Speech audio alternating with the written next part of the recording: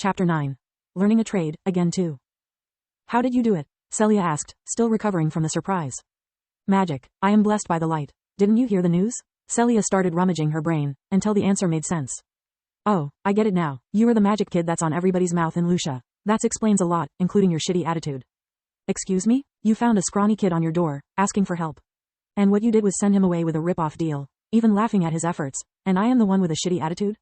Lith was now so angry that even the idea of sharing his prey did not seem so bad anymore.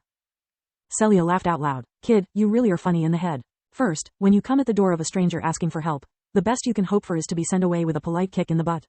If I had to comply with every madman's request, I would be broke in a jiffy. Second, you had the guts to slam the door at me and then come back like nothing happened. That's a shitty attitude. Listening to her point of view, Lith could only agree. For 4 years he had been a recluse, his only interactions with the family members. He had got too used getting a yes as an answer, forgetting the basic social interaction rules and even common sense. His hunger didn't help either, making him single-minded and prone to anger. Lith realized that Celia was right, and what he did that morning was just a temper tantrum. I'm really sorry, he said earnestly, looking her in the eyes.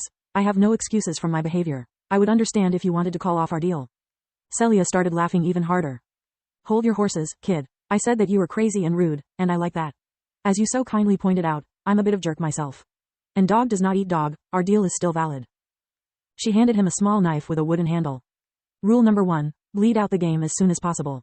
If the blood starts clotting, the meat is ruined. Make a deep incision in the neck and then hang them upside down, to make the blood drain out. She pointed him to a clothesline. When you don't need the fur, I always cut off the head directly, makes things faster. Lith put down the knife and conjured water, making it coat his whole hand. Then he froze it, turning it into a razor-sharp blade, cutting off the bird's head, using the knife only for the squirrels. Celia whistled with approval. Nice trick. You don't shy away from blood, don't you?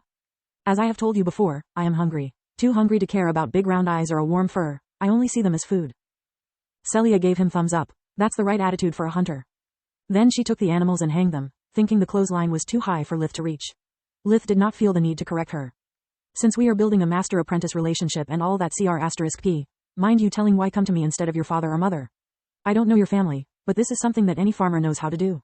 It would be too expensive having someone else butcher your livestock. Indeed, Lith concurred, pondering how to answer. He looked her straight in the eyes before asking, Juts between us, master-apprentice secret and all that CR*P? Celia nodded, surprised receiving an actual answer instead of a cranky remark. As far as I can remember, me and my brothers never had a good relationship. Things are pretty bad, especially with my older brother. Lith decided that he needed to take that load off his chest. Talking to a stranger was the best way to relieve his stress and ruin Orpal's reputation. Truth was indeed the best policy. I do not know if it's because of my magic, but I always ate a lot. That would not be a big deal if I hadn't 4 siblings, one of which has a congenital condition. Her treatments cost quite a lot, and that is barely necessary to keep her house ridden. Thank the gods I'm an only child. But what does that have to do with your older brother? Lith pretended to not have heard her. This means that despite my parents' hard work, we don't have much food on the table. Lith pointed at his thin arm, to make her feel guilt. And my brother is a growing boy too, so he would like to have much more chow than he actually has. From time to time, especially during winter, he had fits of rage, where he would accuse me of everything that goes wrong in his life. He often said things like, why the heck did you have so many children if you cannot properly feed them? Why does he have to get almost as much as food as me? He does nothing, while I work my ass in the fields all year around. This is not my brother, this is a leech that is sucking my life away. I wish you died that cursed day. Lith did his best Orpal impression. Are you making this up to make me feel guilty, kid? Because that's sick. Celia was knitting her eyebrows, doubting someone could say such things to his little brother. Lith shook his head, sighing. I wish. Did your father give him a good beating? Maybe that could help him come to his senses. Lith shook his head again. No, this started when I was still very little, and even when my father resorted to spanking, it only made things worse. To the point that I now sleep in the girl's room. Celia bit her lips, to avoid making a sex joke. Too soon. Too soon for what? Nothing. Please continue.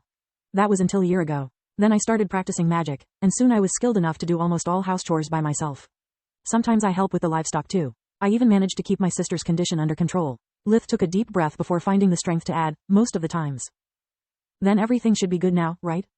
Wrong. The house needs repairs, and so does the barn and most of the working tools. If you also take in consideration all the random *T that happens and takes priority, I don't see our situation getting any better soon, and neither does my brother. Now he can't put the blame on me anymore, so the last time he took it out on my ill sister, saying things that I refused to repeat out loud. Lith spat on the ground to get rid of the dirty taste the memory gave him. To the point of saying that it would be better for her too. Lith pointed at the hang game. To put her down like an animal? Kid, we may be jerks, but your brother is a lunatic. Lith gritted his teeth, remembering Orpal's exact words. It would be much better for her, for all of us. She can't run, she can't work. Tista will never be able to make friends, fall in love or have children of her own. She is bound to be a burden for the family. And what will happen when you guys are no more? Who will take care of her? Eliza? Or maybe the little leech wonder? Lith could still vividly recall his mother crying from those cruel words. Eliza and Tista running into her arms. Roz beating Orpal so hard he could not walk for days. Indeed, he replied to Celia with a growl, and that's why I despise him and don't want him to touch a single bite of my game. I get it, I don't even know him and already hate that guy's guts too. No, I don't hate him. Lith corrected her. Hate, just like love, is an irrational feeling, while my contempt for him has sound foundations. Wow, such profound notion for someone so young, worthy of a hunter. Now enough chit-chat, it's time to get to work. Celia took down the squirrels, passing one to Lith. We will start with the little critters. They are smaller and better for practice, since even if you mess up is no big deal, there is not much meat in here. She placed a squirrel on a cutting board, and prepared another for Lith. What I am going to teach you stands for most rodents, but just in case, if you ever find a rabbit that still has a snow-white fur, bring it to me. It is valuable only until it starts turning brown for the spring. Even a tiny mistake can ruin the fur, lowering its value. Celia handed him the short knife again. If you want me to teach you properly, let's do things my way. Use the knife, do as I do and follow my instructions. Lith nodded in approval. On the squirrel's back, pinch its hide and cut it near the base of the neck so to expose at least half of it. Now use your index finger and middle finger on both hands to create an opening after you have made the cut.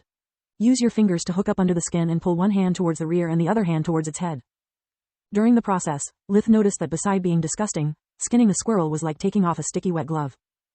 After that, Celia showed him how to remove the head, the legs and the tail. I know is a bummer, but that bushy tail is no fur, is all goddamn body hair. You can still use it to stuff things, is very warm and soft. Now comes the tricky part.